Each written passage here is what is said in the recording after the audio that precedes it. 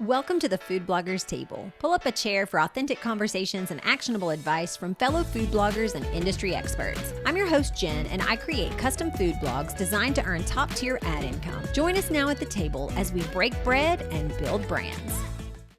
You had what most people would consider a dream career. You were a private chef for A-list clients. You've been on all sorts of amazing food shows, and then you chose to go in a totally different direction. What made you leave that and turn to something else like food blogging? Well, Jen, that's a great question. And I've spent like a good bit of time in the last year kind of thinking about that. But I think for me, the big thing was just recognizing that I wanted to have full control over everything that I was doing. I wanted to build my own business from the ground up, something that I owned. And I think more importantly in that, I wanted to own my time.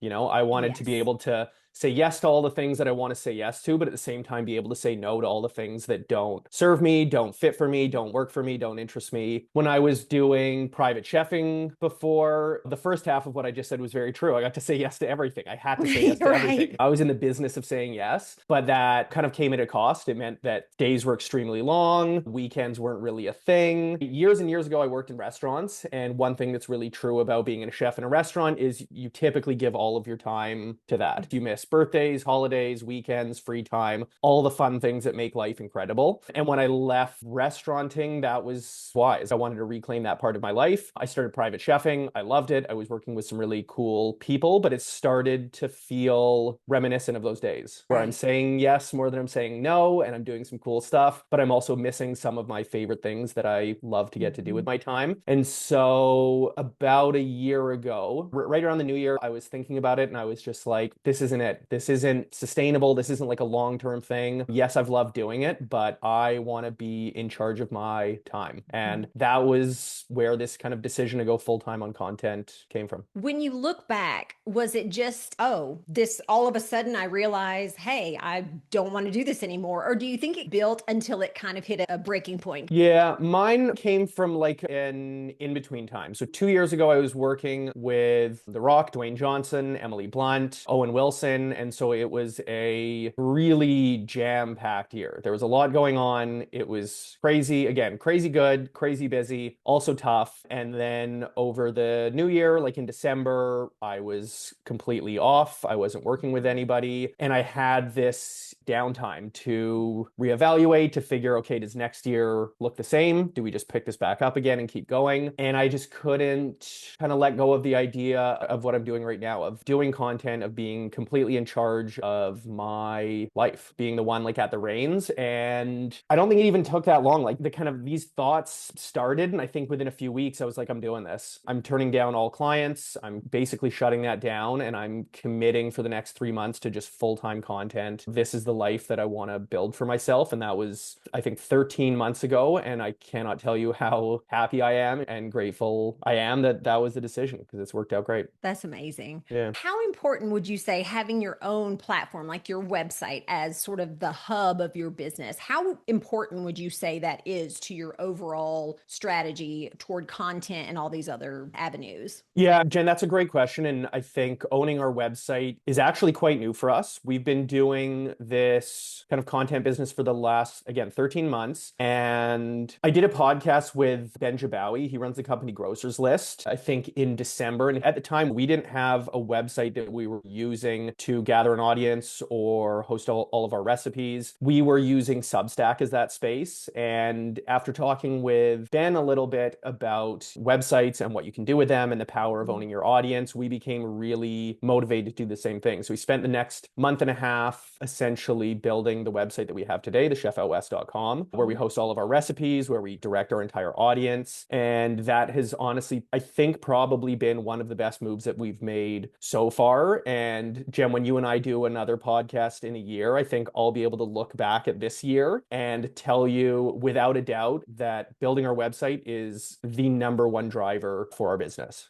So I'm, I I'm so happy that we've done it. I think the big thing for us is that A, it means that we own our audience. We're not subject to the ups and downs of social media and algorithms and monetization, things like that. We own our audience. We can get in front of them, in contact with them as much or as little as we want. And I think going forward, that's just going to be such an important piece for us. I agree. That's one of the things that I talk to my clients about a lot, especially those that started on social and were like, hey, this thing's really taken off. I didn't expect it to do this. And then all of a sudden they're like, oh gosh, one little thing on social and I may lose my whole audience. And all of a sudden Hmm. something shifts in your business and you realize, wait a second, I don't own any access to these people. And so when we start talking about either starting a website or redesigning a website, thinking strategically from how am I going to collect email addresses? How am I going to increase my monetization? These are all conversations that I think are essential to scaling a business long term, because if you set the foundation right, it makes all the difference in the world. You mentioned being intentional about social media and starting the website. What would you say you have seen other creators do that you're like, that is a hard pass for me? Is there anything specific, or do you think that you're willing to throw spaghetti at the wall and just give it a try? What do you think? I'm thinking of a lot of things, nothing that's makes me say, oh my God, that's a hard pass. I'd never do that. So I'm just going to be really honest with what comes up for me in this is Okay. that for anyone who's listening, who's maybe seen my content already, something that I lean into and do a lot, and I think do really well is the aesthetic, like hands in food, cooking Mm-hmm. cool, aspirational dishes that look really pretty. And there's always a great recipe attached. That's kind of my brand. That's what I built myself around. And Right. when I look out into the space, something that I see that scares me a little bit is making my content all about me and being at like the center of my story, being on camera way more, talking to my audience and engaging with Mm-hmm. them like directly as me, not just as like the dishes that I create. And so I bring that up to say I see a ton of people doing it well. I see the power that it has. And I've been doing this for a year. When I'm really honest, I can say that still scares me. It's intimidating. It's just tough to show up that way. And I think the reason that I decided to bring that up is I really want to try and lean into that this year. That's one of my goals. That's one of my focuses is I really want to be more about the story behind my food and not just like, hey, here's a really cool dish, but this is the reason that I love it. This is the reason that I want to share it with you. And I want me to be the one conveying that, not just like the images and yeah, the kind of aesthetic of my food. So that for me is something that I see a ton of people do really well. It terrifies me at times, but I think really good creators and really good content have that personal storytelling piece. And I really want to lean into more of that. I have found that with a lot of the people that I talk to, the clients that I work with, you've got two groups of people that follow you. You've got those that are literally just there for the content. They love the recipes and all of that. But then there are those that are like, I just love you for who you are. Yeah. And so anything you create,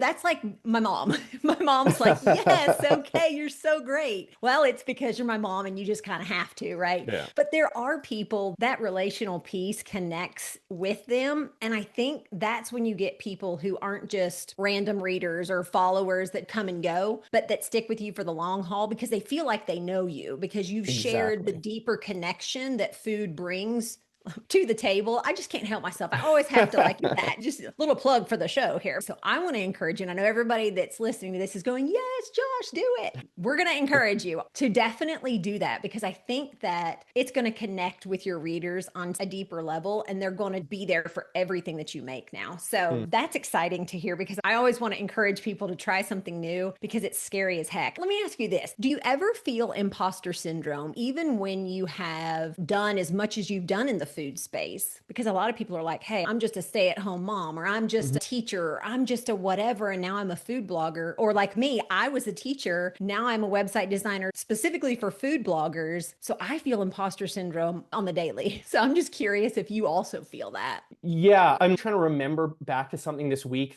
where I literally felt that. And I wasn't filming, I wasn't sharing what I was doing with anybody, but I'm trying to remember exactly how it happened. So I saw a piece of content online. It was this sushi chef, and the video was him just like perfectly butchering a fish and turning it into sashimi, razor sharp knives. It was Right. stunning. And then I remember I was just like making dinner for my partner Mackenzie that night. I'm in the kitchen, I'm using a knife. It's completely dull, it's not sharp. I'm cutting up a piece of fish. I can't even get through the skin. And for some reason, that started churning these imposter syndrome thoughts in my head. Whereas, like, man, chefs only use the sharpest knives. Every technique is perfect. You always have to be flawless. And here I am just like tugging on this piece of salmon, trying to get the skin to rip. And that literally triggered these weird imposter thoughts where there was a part of my mind that was like, man, if you were a pro chef, like this would be unacceptable, blah, blah, blah, Yes. blah, blah. And I Yes. noticed that and like just took a step back and allowed some space for that to exist. And then I was just like, dude, you've been doing this for nearly 20 years. You're an absolute pro. You love doing what you're doing. You share it with all these great people. That's just not true. And just went back to creating a delicious, lovely meal. Jen, the reason that I love that question is because in my career, I can remember thousands of instances of that. I could sit here for hours and talk to you about all the times that do I belong here? The thoughts of, am I good enough? Is anyone going to want what I have to share? Or is anyone going to believe what I have to say? The amount of times that has popped up is literally like innumerable. I couldn't even count them all. And I think for me, as I've gotten just more familiar and comfortable with that, but also just a little older and a little more mature, I've been able to do exactly what I just mentioned, where it's like I can pause for a second, I can allow for those thoughts to be, and then just remind myself, hey man, we all have those thoughts. It's probably not true. I love doing what I'm doing. Just keep doing it anyway, and just get back to sharing food that I love. And I think that little practice for me has been really helpful. I do the same thing because sometimes I get these thoughts in my head and they seem so much bigger when they're swirling around in my Yeah. mind than if I actually voice them out loud. Then I found that when you love what you do, there's a certain amount of wanting to over deliver whatever it is that we're offering, whether it's a website in my instance or whether it's sushi or whatever it is. I think we always want to put our best foot forward. And so that imposter syndrome is just there to keep us from our purpose. And so if you're listening here right now, we're saying ignore the imposter syndrome, talk to somebody about the imposter syndrome because the world needs to hear what you have to say. And everybody has such a unique life experience that they can bring that is, I think that's what makes life interesting is other people's experiences because you've experienced things I'll never experience. I've experienced things you'll never experience. And it's through conversations and through sharing our content that people can vicariously experience it along with us. So I think that's such a fun part of being in the online space personally anyways. I think you nailed that, Jen. I absolutely loved the way that you kind of shared, described that. That really resonated. Thank you. So now I've got a big, deep question for you. How has your view of what you see as being successful changed? That's a good question. I think there's ways that it's changed and there's bigger global ways that it stayed the same. I think one of the ways that I've always looked at success has, and again, I'm just going to be honest about this. I haven't fully let go of it, but I still look at success from like a numbers on paper lens. There's I still a think part of me most that of us does. do, to be honest. I mean, if we're Yeah. being honest. Yeah, and I want to be. And I think the reality, though, what's changed within that is that becomes less and less of my overall view of success. And again, I think the big reason that I decided to get into content when I did and why I did was because my other view of success started to grow bigger and bigger. And that was if you're truly successful, the other thing that you have in life, aside from numbers on paper, is freedom, is time and freedom Yes. and control. Yes. And it's the freedom and the ability to do the things that you want to do when you want to do them, spend time with the people that matter most to you, and build a life that's bigger than just work. And I say that from a place where I think I love what I do for work and I love my work